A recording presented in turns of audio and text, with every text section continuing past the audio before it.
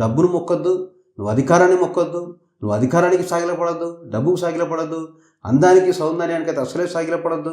ఈ లోక సంబంధమైన వ్యామోహాలు, శరీరాశలు, నేత్రాశలు, జీవబ్రహ్మము, the pleasure, the pride of this world, of this life, వీటిలో దేనికి కూడా నువ్వు సాగిలపడద్దు.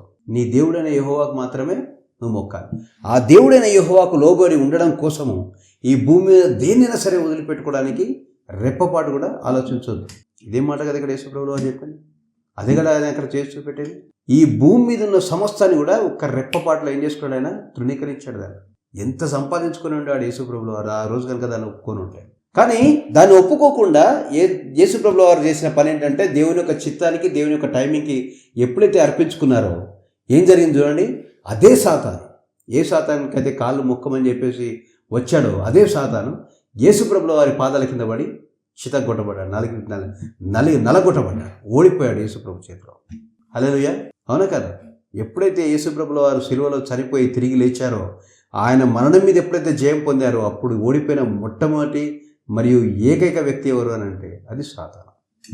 మనుషులను విడిపించే అధికారం ఎవరికి వచ్చేసింది? యేసుప్రభుల వారికి వచ్చేసింది. ఇప్పుడు ఆయన నిర్ణయం తీసుకున్నవాడు నీతిమంతుడు, ఆయన వద్దన్నవాడు శాపగ్రస్తుడు. అంతేనా కదా? హల్లెలూయా. అధికారం ఏమైపోయింది? యేసుప్రభుల వారికి వచ్చేసింది. ఎవరి దగ్గర ఉండే ఇంతమంది అధికారం? సాతాను దగ్గర ఉండేది. దేవుని యొక్క కృపను, దేవుని యొక్క ఏర్పాటును, దేవుని యొక్క పర్పస్ను కరెక్ట్గా తెలుసుకున్న వ్యక్తి యేసుప్రభుల వారు. దాన్ని తెలుసుకొని దాని ప్రకారమైన జీవించారు. చూడండి, దేవుని యొక్క టైమింగ్ మీద ఆధారపడి ఇదే బైబిల్లో మనం ఎంతోమందిని చూస్తాం. గెలిచిన వ్యక్తులు ఎంతోమందిని మనం చూస్తాం. ఎగ్జాంపుల్ మీరు అబ్రహాంని తీసుకోండి. అబ్రహాము దేవుని యొక్క వాగ్దానం కొరకు ఎదురు చూస్తున్న వ్యక్తి. కానీ శారా ఏం చేసింది? వచ్చి తొందర పెట్టింది. అబ్రహాం దేవుడిచ్చిన వాగ్దానం వచ్చే లేట్ అయ్యేటట్టుంది, నువ్వు హాగర్ని తీసుకొని వెళ్ళు, హాగర్ ద్వారా కుమారుని కను. అబ్రహాము విని తొందరపడ్డాడు.